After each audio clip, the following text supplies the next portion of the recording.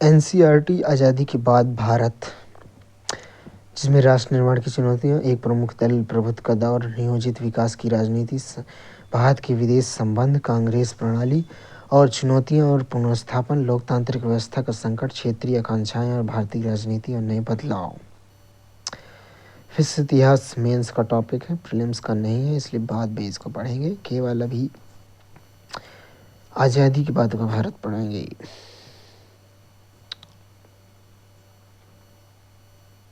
आज़ादी के बाद भारत,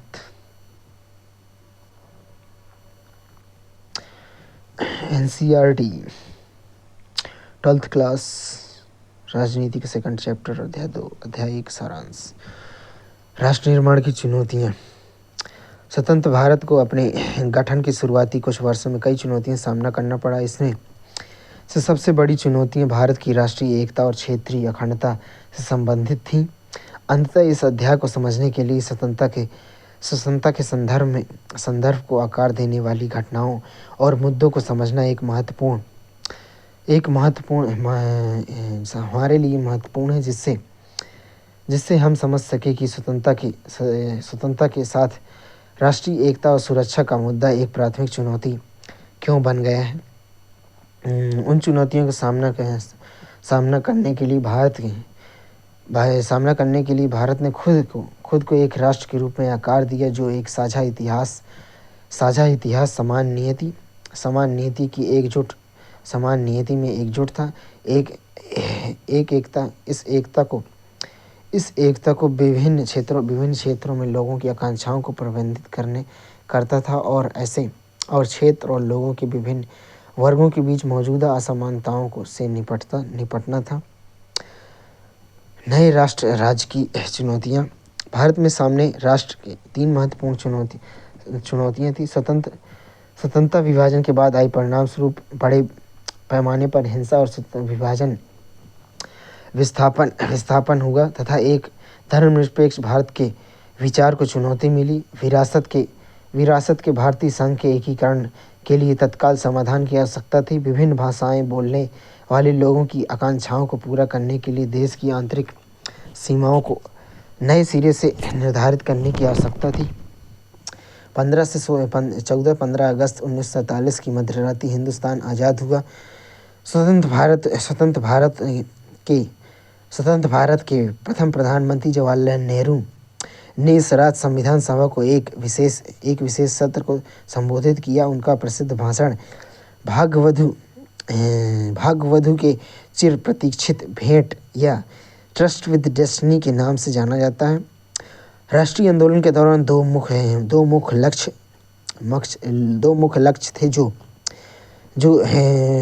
थे जिन पर सभी सहमत थे। पहला, स्वतंत्रता के बाद देश लोकतांत्रिक सरकार के माध्यम से चलाया जाएगा। दूसरा, सरकार सभी के हित के लिए मुख्य रूप से गरीब और सामाजिक रूप से वंचित समूह के लिए चलाई जाएगी। भारत का जन्म बहुत कड़ी परिस्थितियों में हुआ। देश के विभाजन के साथ स्वतंत्रता प्राप्त हुई। 1947 अभूतपूर्व हिंसा और विस्थापन के आघात का काल था। फिर भी आज़ादी के साथ आई समस्याओं ने हमारे नेताओं को नए राष्ट्र के सामने आने वाली कई चुनौतियों के लिए पृथक नहीं होने दिया। 3 प्रमुख चुनौतियों में अनेकता में एकता। पहली और तात्कालिक चुनौती एकता के सूत्र में बंधे एक ऐसे भारत को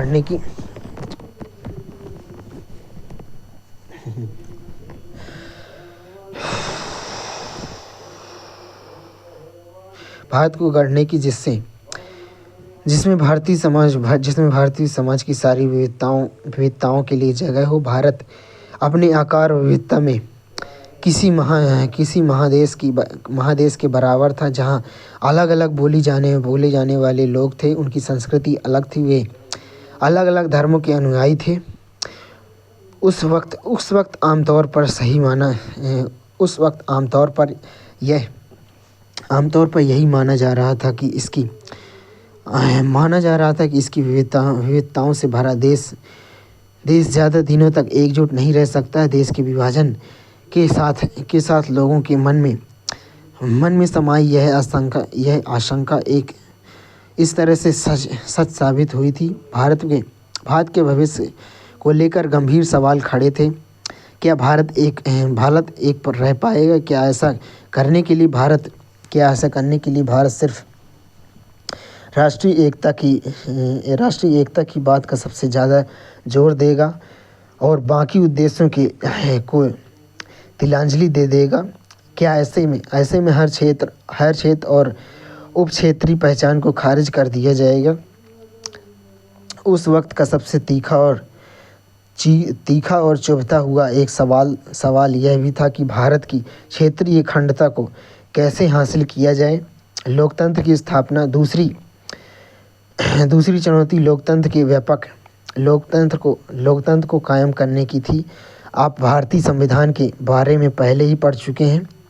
आप जानते हैं कि संविधान के मौलिक अधिकारों की गारंटी दी और हर नागरिक को मतदान का अधिकार दिया गया। भारत ने संसदीय शासन पर आधारित प्रतिनिधित्व मूलक लोकतंत्र को अपनाया। इन विशेषताओं से यह बात सुनिश्चित हो गई कि लोकतांत्रिक ढांचे के भीतर राजनीतिक मुकाबले होंगे। लोकतंत्र को कायम करने के लिए लोकतांत्रिक संविधान जरूरी था, किंतु मात्र इतना ही पर्याप्त नहीं था। चुनौती यह थी कि संविधान से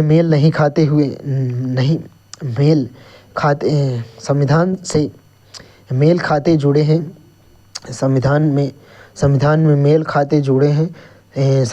संबंधित लोकतांत्रिक व्यवहार समाज में समाहित हो जाएं। विकास और कल्याण तीसरी चुनौती थी। ऐसे विकास की जिससे समूचे समाज का भला होता, ना कि कुछ एक तबकों का। इस मोर्चों पर भी संविधान में यह बात साफ कर दी गई थी कि सबके साथ समानता का व्यवहार किया जाए। सामाजिक रूप से वंचित तबकों तथा धार्मिक सांस्कृतिक अल्पसंख्यक समुदायों को विशेष सुरक्षा दी जाए। संविधान के भाग 4 राज्य की नीति निर्देशक सिद्धांतों के अंतर्गत लोक कल्याण के उन लक्ष्यों को भी स्पष्ट कर दिया गया जिन्हें संविधान को अनिवार्य रूप से पूर्ण करना चाहिए। अब वास्तविक चुनौती आर्थिक विकास और गरीबी की समाप्ति के लिए कारगर नीतियों को तैयार करने की थी।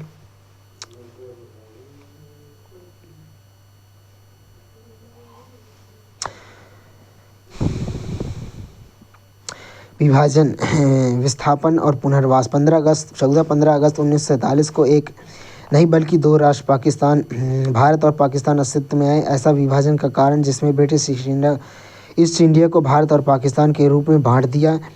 इसने भारत की पाठ्य पुस्तकों में उस राजनीतिक घटनाक्रम के बारे में पढ़ा जिसके परिणाम स्वरूप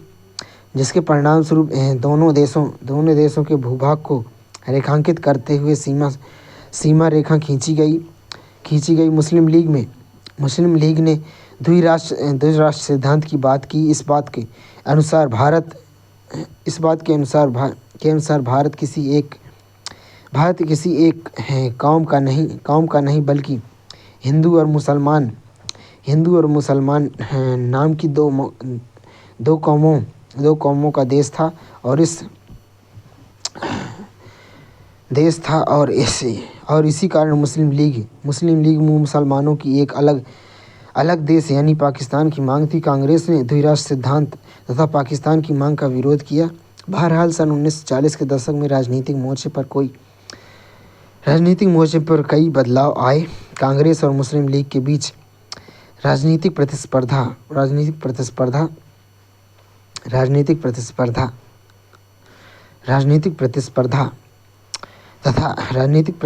तथा ब्रिटिश शासन की भूमिका जैसे कई विषय महत्वपूर्ण रहे तथा पाकिस्तान के निर्माण की बात स्वीकार कर ली गई। विभाजन की प्रक्रिया फैसला हुआ कि अब तक जिस भूभाग को इंडिया के नाम से जाना जाता था उसे भारत और पाकिस्तान नाम के दो देशों के बीच बांट दिया जाएगा। यह विभाजन दर्दनाक तो था ही, इस पर फैसला करना और अमल में लाना और भी कठिन था। जबकि तय किया गया कि सांस्कृतिक की तय किया गया कि धार्मिक बहुसंख्यक को विभाजन का आधार बनाया जाएगा। इसके मायने यह थे कि जिन इलाकों को मुसलमान बहुसंख्यक थे वे इलाके पाकिस्तान के भूभाग होंगे और शेष हिस्सा भारत कहलाएगा। यह निर्णय निम्नलिखित चुनौतियों से भरा हुआ था। सबसे पहले ब्रिटिश भारत में मुस्लिम बहुल इलाकों का कोई एक क्षेत्र नहीं था। दो इलाके थे, पश्चिम की ओर पश्चिम में और एक पूर्व में। इसलिए यह तय हुआ कि नया देश पाकिस्तान जो क्षेत्रों पश्चिम और पूर्वी पाकिस्तान से मिलकर बनेगा, जो भारतीय भूभाग के एक लंबे विस्तार से अलग होंगे। दूसरा, सभी मुस्लिम बहुल इलाके पाकिस्तान में नहीं रहना चाहते हैं। खान अब्दुल गफ्फार खान उत्तर पश्चिम सीमांत के निर्विवाद नेता और सीमांत गांधी के नाम से मशहूर दो राष्ट्र सिद्धांत के सख्त खिलाफ थे। आखिरकार उनकी आवाज़ को अनसुना कर दिया गया और उत्तर पश्चिम सीमांत प्रांत पाकिस्तान में विलय कर दिया गया। तीसरी समस्या यह थी कि ब्रिटिश भारत में दो मुस्लिम बहुल प्रांतों पंजाब और बंगाल में बहुत बड़े क्षेत्र थे जहां गैर मुस्लिम बहुसंख्यक थे। अंततः यह निर्णय लिए गए कि इन दोनों प्रांतों को जिले या उनसे भी निचले स्तर पर धार्मिक बहुमत के अनुसार विभाजन किया जाएगा। विभाजन की इन सभी समस्याओं में चौथी और सबसे कठिन समस्या सीमा के दोनों ओर अल्पसंख्यकों की स्थिति थी। इन दोनों प्रांतों के बंटवारे ने विभाजन का सबसे गहरा आघात पहुंचाया। वह उन इलाकों में लाखों हिंदुओं और सिखों से संबंधित था, जो अब पाकिस्तान में था। पंजाब और बंगाल के भारतीय हिस्सों में कुछ हद तक दिल्ली और आसपास के इलाकों में भी उतनी ही संख्या में मुसलमान खुद को फंसा हुआ महसूस कर रहे थे। वे अचानक अपने घर में अवांछित विदेशी बन गए थे। दोनों तरफ के अल्पसंख्यक हमलों का केंद्र बन गए। सूचना के कुछ घंटों के भीतर लोगों को अपने साथ जो कुछ भी ले जा सकते थे उसे लेकर अपने घर छोड़ने पड़े। विभाजन के परिणाम क्या हुए? सन 1947 के बड़े पैमाने पर एक जगह की आबादी दूसरी जगह जाने को मजबूर हो गई थी। आबादी का स्थानांतरण आकस्मिक, अनियोजित और त्रासदी से भरा था। यह मानव इतिहास के अब तक का सबसे बड़े स्थानांतरणों में से एक था।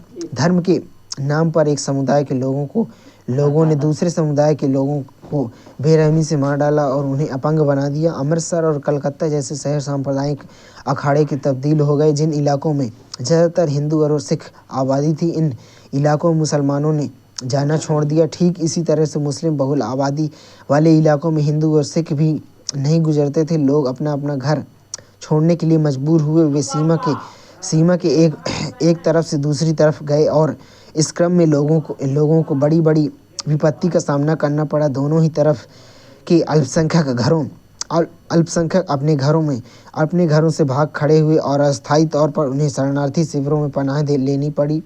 स्थानीय प्रशासन और मुस्लिम सहायता करने में असमर्थ रहे। यात्रा के दौरान भी लोगों को लूटा गया, मारा गया और महिलाओं को सद्बलात्कार किया गया। इस प्रकार अनेक लोगों के लिए स्वतंत्रता निराशा के साथ आई। पूरे परिवार या समुदाय को अपमानित करने के लिए अक्सर महिलाओं की इज्जत छीन ली जाती थी। कई मामलों में परिवार की इज्जत बचाने के लिए महिलाओं को उनके परिवार के सदस्यों ने मार डाला। सीमा के दोनों ओर महिलाओं का अपहरण किया गया। उन्हें अपहरणकर्ता के धर्म में परिवर्तित किया गया और जबरन शादी के लिए मजबूर किया गया। कई बच्चों को उनके माता पिता से अलग कर दिया गया। भारत और पाकिस्तान के लेखक, कवि और फिल्म निर्माता ने अपने उपन्यास, लघु कथा और कविता और फिल्मों में इस नृशंसता का जिक्र किया। विस्थापन और हिंसा से पैदा हुए दुखों की अभिव्यक्ति की, विभाजन की विपदा का जिक्र करते हुए रचनाकारों ने वही जुमला इस्तेमाल किया जो इस विपत्ति को झेलने वाले बंटवारे का जिक्र करते थे। इन सभी के लिए बंटवारों का अर्थ है दिल के दो टुकड़े हो जाना। विभाजन में सिर्फ संपदा, देनदारी और परिसंपत्तियों का ही बंटवारा नहीं बल्कि वित्तीय संपत्ति और टेबल कुर्सी, टाइपराइटर, पेपर क्लिप, किताबें, पुलिस बैंड के संगीत वाद्य यंत्र जैसी चीज़ों के विभाजन की थी। सरकारी और रेलवे के कर्मचारियों को भी विभाजित किया गया। अनुमान है कि विभाजन के लगभग 80 लाख लोगों ने नई सीमा पार करने के लिए मजबूर किया गया। विभाजन से उत्पन्न हिंसा में 5 से 10 लाख लोग मारे गए। भारत में भविष्य के लिए भारतीय नेताओं से पूछे गए प्रश्न में विभाजन ने नेताओं के सामने कठिन परंतु देश के भविष्य को लेकर महत्वपूर्ण प्रश्न खड़ा कर दिया। यह मुद्दा प्रशासनिक या वित्तीय तनाव से परे आस्था के संदर्भ में भारतीय राज्य की प्रकृति से जुड़ा था। भारतीय राष्ट्रीय संघर्ष के नेता द्विराष्ट्र सिद्धांत में विश्वास नहीं करते थे, फिर भी धार्मिक आधार पर विभाजन हुआ। धार्मिक संघर्षों के प्रति प्रतिस्पर्धा, राजनीतिक हित थे। औपनिवेशिक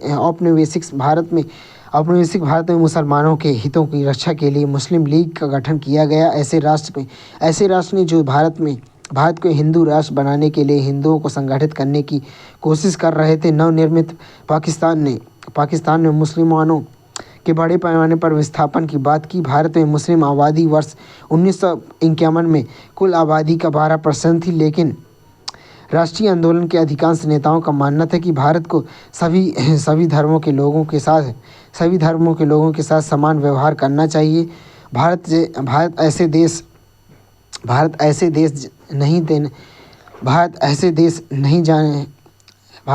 देश नहीं होना चाहिए जो एक धर्म के अनुयायियों को श्रेष्ठ तथा दूसरे धर्म का पालन करने वाले लोगों को निम्न दर्जा दे।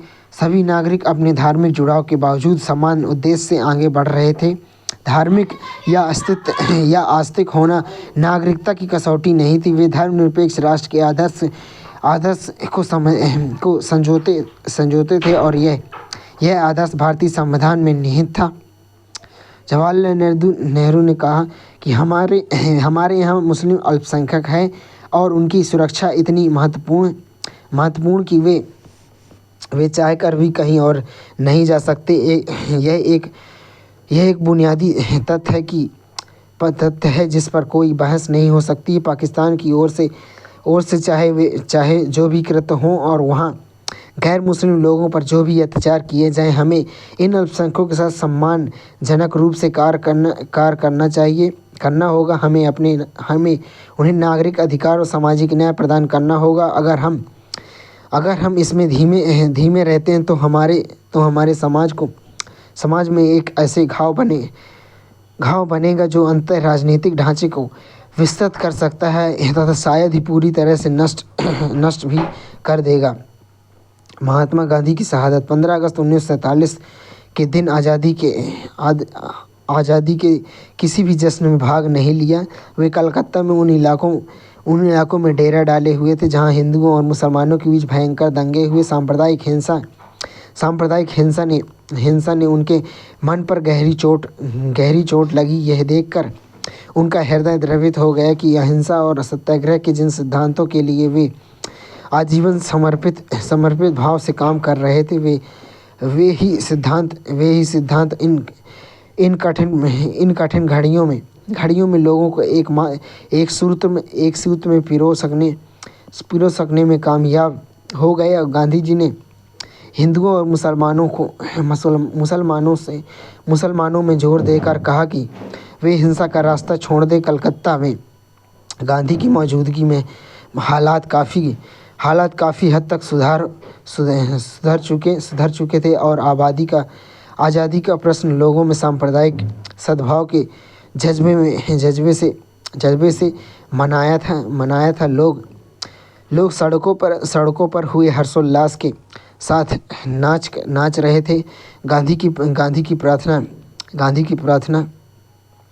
प्रार्थना सभा में बड़ी संख्या में लोग जुड़ते थे। बहरहाल यह स्थिति ज़्यादा दिनों तक कायम नहीं रही। हिंदुओं और मुसलमानों के बीच दंगे एक बार फिर से भड़क उठे तो एवं गांधी जी अमन कायम करने के लिए उपवास पर बैठ गए। अगले महीने गांधी जी दिल्ली पहुँचे। दिल्ली में भी बड़े पैमाने पर हिंसा हुई। गांधी जी चाहते कि मुसलमानों को भारत में गरिमापूर्ण जीवन मिले और उन्हें बराबर का नागरिक माना जाए। इस बात को सुनिश्चित करने के लिए वे बड़े चिंतित थे। भारत पाकिस्तान के आपसी संबंधों को निर्धारित संबंधों को लेकर भी उनके मन में गहरी चिंताएं थी। उन्हें लगा कि भारत की सरकार पाकिस्तान के प्रति अपनी स्थिति, अपनी वित्तीय विचारधारा, अपनी वित्तीय वचनबद्धताओं को पूरा नहीं कर रही है। इस बात से वो नाखुश थे। इन सारी बातों को सोचकर उन्होंने 1948 की जनवरी में एक बार फिर उपवास रखना जारी रखा।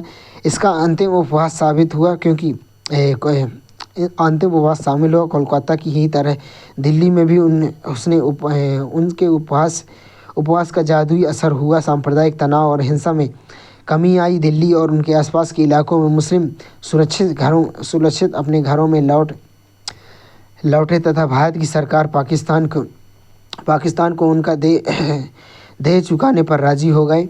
बहरहाल गांधी जी के कामों से हर कोई खुश हो, ऐसी बात नहीं थी। हिंदू और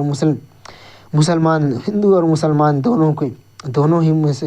दोनों ही समुदायों के अतिवादी अपनी स्थिति के लिए गांधी जी पर दोष मढ़ रहे थे। उनके बावजूद गांधी जी ने सशस्त्र सुरक्षा हासिल करने से मना कर दिया। उनकी प्रार्थना सभा में हर किसी से मिलना जारी रखा। अंत 30 जनवरी 1948 के दिन ही ऐसा एक हिंदू अतिवादी नाथूराम विनायक गोडसे गांधी जी की मध्यकालीन प्रार्थना के समय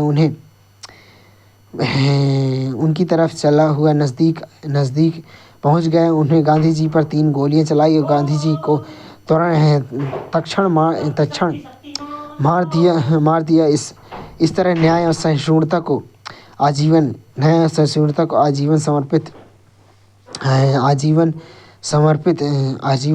समर्पित एक आत्मा का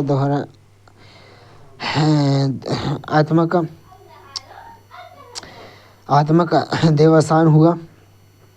रजवाड़ों का विलय। ब्रिटिश भारत में 2 हिस्से विभाजित हुए। उन्हें ब्रिटिश भारतीय प्रांत और देसी रियासत कहा गया था। इस हिस्से में ब्रिटिश प्रभुत्व वाले भारतीय प्रांतों जो दूसरे हिस्से में देसी रजवाड़े और ब्रिटिश प्रभुत्व वाले भारतीय प्रांतों पर अंग्रेजी सरकार का सीधा नियंत्रण था। दूसरी तरफ छोटे बड़े आकार के कुछ राज्य थे जिन्हें रजवाड़े कहा जाता था। रजवाड़ों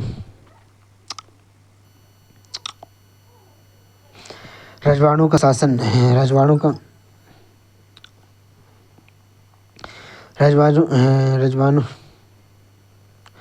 रजवाड़ों का शासन था। राजाओं ने ब्रिटिश राज की अधीनता या कहीं की सर्वोच्च सत्ता स्वीकार कर ली थी। उन्होंने उनके अंतर्गत वे अपने राज के घरेलू मामलों में शासन चलाते थे। अंग्रेजी प्रभुत्व के अंतर्गत आने वाले भारतीय साम्राज्यों में 1/3 हिस्से में रजवाड़े कायम थे। प्रत्येक भारतीयों पक्ष 4 भारतीयों में एक किसी न किसी रजवाड़े की प्रथा जिससे रियासतें ब्रिटिश भारतीय साम्राज्य के 1/3 क्षेत्र या 1/3 फैली हुई थी।